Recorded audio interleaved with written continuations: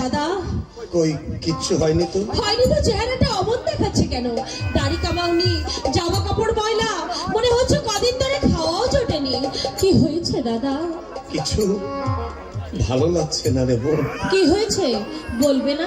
তুমি কি বৌদির সঙ্গে ঝগড়া করে এসেছো? আরে না না, তবে কি হয়েছে বলবে না আমায়? আমাকে তুমি অত বড় পর কেন ভাবো?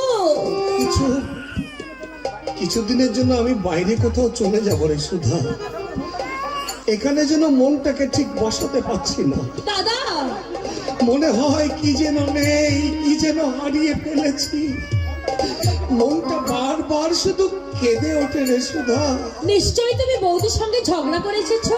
তুই কোনোদিন আমাকে কারোর সঙ্গে ঝগড়া করতে দেখেছিস? তাহলে জানিস সুধা, আজ 4 দিন আমি জল ছাড়া আর কিচ্ছু খাইনি।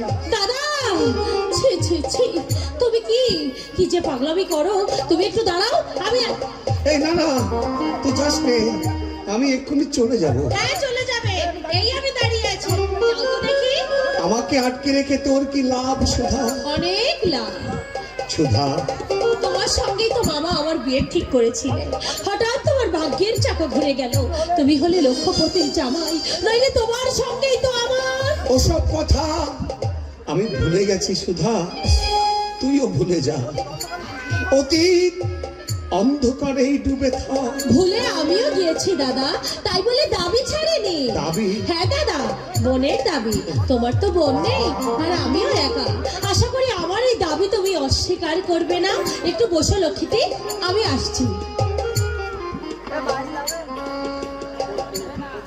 পল্টু, পল্টু রে, তোর বাপিকে ছেড়ে তুই এমনি করে চলে যাবি? আমি স্বপ্নেও কোনোদিন ভাবিনি রে বাবা। জন্মের শোধ তোর মুখটা আমি একটি বার দেখতে পেলাম না। ওরা আমাকে দেখতে দিলে না রে পল্টু। এই বাবা, মরবার সময় তুই নাকি আমাকে দেখতে চেয়েছিলি, কিন্তু আমি এমনই পাষণ্ড। কেন চলে গেলি বাবা? তোর বাপিকে ছেড়ে কেন চলে গেলি বাবা? কেন চলে গেলি?